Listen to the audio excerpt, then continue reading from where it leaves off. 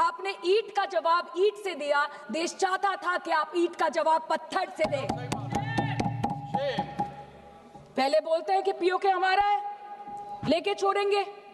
आज बोल रहे हैं डे वन से हम तो नॉन एस्केलेटरी है।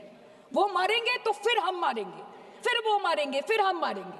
वो 2 मारेंगे, हम 10 मारेंगे। वो 26 मारेंगे, हम 100 मारेंगे। उरी होगा, बालाकोट होगा, पुलवामा होगा, उसके बाद और कोई अटैक होगा, फिर पहलगांव होगा, फिर ऑपरेशन सिंदूर होगा। सिलसिला चलता रहेगा, जान जाती रहेगी। राजनाथ जी कल बोल रहे थे सर के युद्ध उन्हीं के साथ होता है जो आपके बराबर हो। इसमें बराबरी की कोई बात नहीं है। श्री राम और रावण क्या बराबर के थे क्या? नहीं थे ना। धर्म पे अधर्म की बात होती है, न्याय पे अन्याय की बात होती है। ऐसे नहीं होता सर। वो कल बोल रहे थे कि आप छोटी छोटी चीजों को नजरअंदाज कीजिए, रिजल्ट क्या है वो देखिए। पेंसिल टूटा कि नहीं, परीक्षा हॉल में लेट पहुंचे कि नहीं, ये सब इंपॉर्टेंट नहीं है। अरे सर, यहाँ पे तो चाचा चौधरी ने पेपर लीक कर दिया ना, तो अभी आप फर्स्ट आए या लास्ट आए उससे क्या फर्क पड़ता है? तो बच्चे का स्कूल चल रहा है क्या? सर हम भी सोचते हैं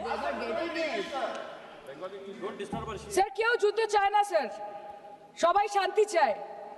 কেউ রক্তক্ষরণ চায় না, ধ্বংসলীলা চায় না, সবাই সম্প্रीति চায়, उन्नति चाहे। हम भी सोचते हैं कि अगर जंग छिड़ी तो दुकानों का क्या होगा। हम भी सोचते हैं कि अगर जंग छिड़ी तो दुकानों का क्या होगा, बंदूकें तो बिक जाएंगी, गुलदस्तों का क्या होगा। हम भी सोचते हैं। But wasn't this the right time and the right opportunity to give Pakistan a befitting reply and let them know कि वज़ीर-ए-आज़म आपके झंडे पे चांद है और हमारा झंडा चांद पे है।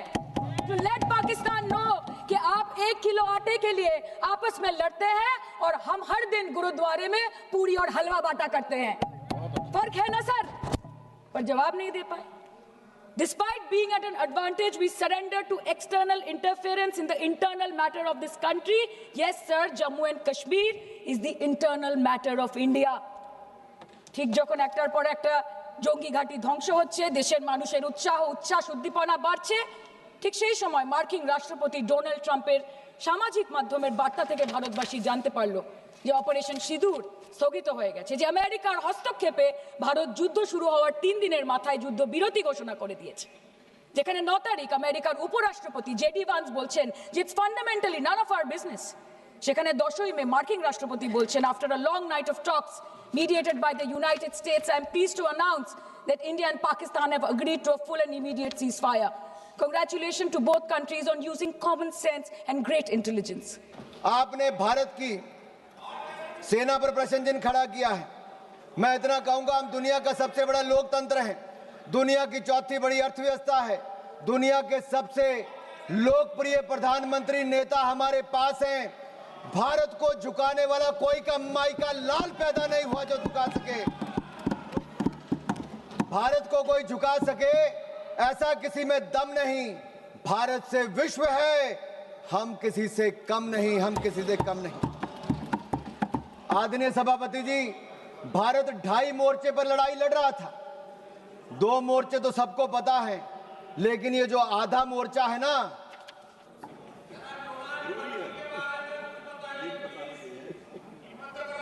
आप पिछले 2.5 महीनों में सोशल मीडिया में देखिए, बड़े संयोजित तरीके से भारतीय सेना भारत के प्रधानमंत्री के खिलाफ घृणा से भरे अपमानजनक कार्टून बनाए। इसी कांग्रेस पार्टी ने अभी भी हंसते हैं। अरे राहुल गांधी जी को सदन में खड़े होकर माफी मांगनी चाहिए, पूरे देश से भारतीय सेना से माफी मांगनी चाहिए।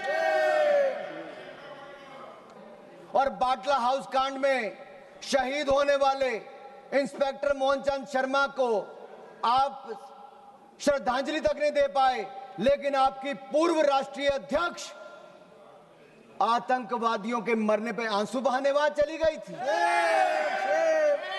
यह कांग्रेस है जो भारतीय सेना के साथ नहीं, उसके खिलाफ हथियार उठाने वाले आतंकवादियों के लिए आंसू बहाती है।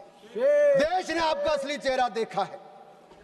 इससे बड़ा पाप और क्या हो सकता है कि आपने भारत को अपमानित और पराजित करने वाले राष्ट्र साबित करने में कोई कसर नहीं छोड़ी। आपने देश की जनता का मनोबल तोड़ने का कार्य किया, कोई कोर कसर आपने बाकी नहीं छोड़ी। और सुनिए मणिकम टैगोर जी, इतिहास नरेंद्र मोदी जी को उनके धैर्य और धीरता के लिए याद रखेगा, उनके धोखे और धूर्तता के लिए धिक्कारेगा, धोखे और धूर्तता के लिए धिक्कारेगा।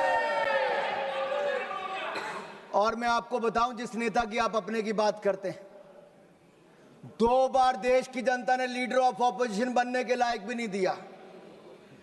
एक बार तो अमेठी की जनता ने हरा दिया, और अगर रो धोकर लीडर ऑफ ऑपोजिशन बन भी गए तो मैं कहना चाहता हूं, अब वो एलओपी से, किरण जी पूछ रहे हैं भाई, पार्लियामेंट्री अफेयर मिनिस्टर को तो मुझे बताना पड़ेगा, एलओपी लीडर ऑफ ऑपोजिशन से एलओपी, उनके एजेंडे पे केवल भारत का विरोध है, भारतीय सेना का विरोध है, और भारत के प्रधानमंत्री का विरोध करना ही लिखा है। इसलिए आज से उनको एलओपी कहना शुरू करना पड़ेगा। और मैं एक बात जरूर कहूं, पता नहीं वो कांग्रेस के पोस्टर बॉय बन पाए ना बन पाए,